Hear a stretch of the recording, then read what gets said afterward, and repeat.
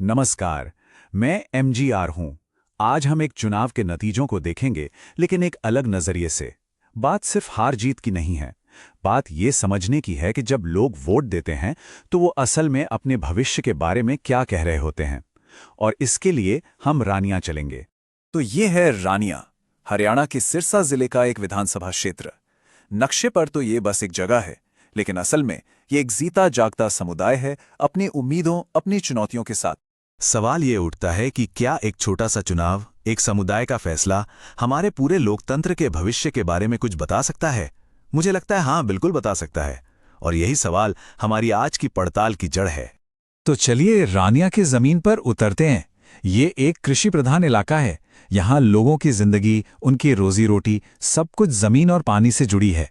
अगर यहाँ की राजनीति को समझना है तो पहले यहाँ की मिट्टी की आवाज सुननी होगी। और यहाँ की सबसे बड़ी शिकायत, सबसे बड़ी तकलीफ क्या है? पानी। पानी यहाँ सिर्फ एक जरूरत नहीं, ये जिंदगी है। लेकिन सिरसा ब्रांच कैनाल सिस्टम वो ठप पड़ा है। किसानों के लिए ये एक नासूर बन गया है। अब सोचिए, जब खेत प्यासे होंगे तो लोगों का गुस्सा वोटों में तो झलकेगा ही। आप जरा यहाँ के समाज को देखिए। एक तरफ खेती संकट में है, युवाओं के पास काम नहीं है क्योंकि कोई लोकल इंडस्ट्री नहीं है। दूसरी तरफ यहाँ की आबादी का एक बड़ा हिस्सा, करीब 26% अनुसूचित जाति से है। साथ ही जाट और ओबीसी किसान समुदाय भी काफी हैं। ये सिर्फ नंबर नहीं है, ये वो असलियतें हैं जो यहाँ की राजनीति की दिशा तय करती हैं।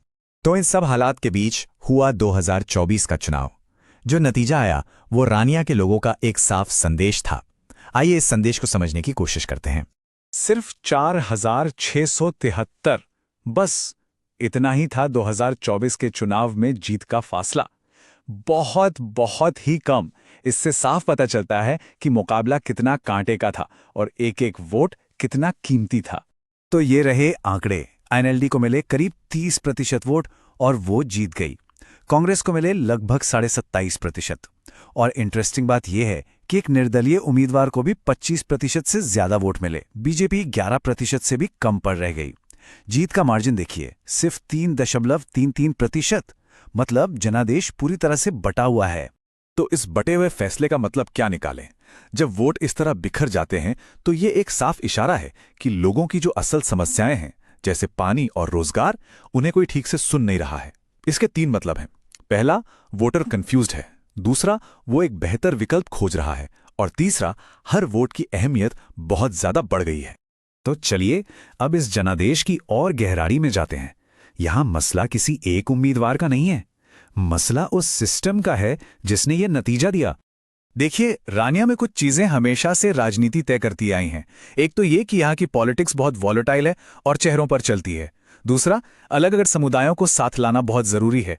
तीसरा, वो जो 26% एससी वोट है वो अक्सर निर्णायक साबित होता है। और आखिर में, जिस पार्टी का जमीनी संगठन कमजोर है उसकी हार लगभग तय है। और यहीं पर एक जरूरी बात याद आती है, जब राजनीति चेहरों पर होने लगती है तो बहस का स्तर गिर सकता है।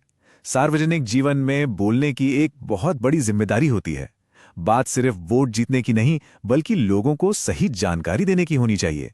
फोकस तथ्यों और समाधानों पर होना चाहिए, ना कि समाज को बांटने पर। अच्छा, किसी भी चुनाव को समझने के लिए उसका इतिहास देखना जरूरी होता है। तो आइए जरा पीछे चलते हैं और देखते हैं कि रानिया में वोटर का मिजाज कैसा रहा है। कांग्रेस की कहानी देखिए। 2009 में वो जीते थे 36% से ज्यादा वोट के साथ। लेकिन 2019 आते आते पार्टी सिर्फ 6% पर सिमट गई, एक बहुत बड़ी गिरावट। 2024 में वापसी तो की है, 27% से ज्यादा वोट भी मिले, लेकिन जीत फिर भी दूर रह गई। और ये जो आंकड़ा है, ये सबसे ज्यादा चिंता की बात है। वोटिंग परसेंट लगातार गिर रहा है। 2014 में जहां 88% लोग वोट डालने निकले थे, वहीं 2024 में आंकड़ा गिरकर 70% पर आ गया। ये क्या दिखाता है? शायद लोगों की निराशा या सिस्टम से उनका मोहभंग। ये हमारे लोकतंत्र के लिए एक बहुत बड़ा खतरा है। तो ये बार बार बदलते नतीजे और गिरता हुआ वोटिंग परसेंट ये साफ बताते हैं कि पुराने तरीके अब काम नहीं कर रहे हैं। तो फिर रास्ता क्या है? कोई नेता अगर सच में रानिया की सेवा करना चाहता है तो उसे क्या करना होगा? इसके लिए एक ब्लूप्रिंट है। हम इसे चतुर्मुख सिद्धांत कहते हैं, यानी सेवा के 4 स्तंभ। पहला है चुनावी फोकस। उन वोटरों को पहचानना जो किसी भी तरफ जा सकते हैं। दूसरा है संगठनात्मक फोकस, सिर्फ चुनाव के वक्त नहीं बल्कि 365 डेज हर बूथ पर लोगों से जुड़ा एक मजबूत नेटवर्क बनाना। तीसरा, नैरेटिव, खुद को एक लोक सेवक के तौर पर पेश करना जो भरोसे और सेवा की बात करे। और चौथा है रिसोर्स, लोगों, टेक्नोलॉजी और वक्त का सही तरीके से इस्तेमाल। और ये सारा सिद्धांत, ये सारी रणनीति जमीन पर कैसे उतरेगी? रानिया की सबसे बड़ी समस्या, पानी की समस्या का हल करके सिरसा कनाल को फिर से चालू करने का एक पक्का फंडेड प्लान बनाना होगा। ये सिर्फ एक वादा नहीं हो सकता, ये गवर्नेंस का सबसे जरूरी काम होना चाहिए। और हां, जब हम 365 दिन लोगों से जुड़ने की बात करते हैं तो एक और बात समझना जरूरी है। भरोसा पारदर्शिता से बनता है। भारत के नए डेटा प्राइवेसी कानून के हिसाब से हर नागरिक की जानकारी उसकी अपनी संपत्ति है। इसलिए जब भी हम लोगों से जुड़ें तो सम्मान के साथ और उनकी सहमति लेकर ही जुड़ें। यही सही तरीका है। तो हम अपने विश्लेषण के आखिर में पहुंच गए हैं। रानिया से जो संदेश मिला है वो साफ है और वो हमें भविष्य की राजनीति के लिए एक रास्ता भी दिखाता है। तो रानिया के सामने दो रास्ते हैं। एक तरफ चेतावनी है, अगर पानी और रोजगार जैसे असर मुद्दों को अनदेखा किया गया तो लोगों का भरोसा टूटता रहेगा। गिरता वोटिंग परसेंट इसी का सबूत है।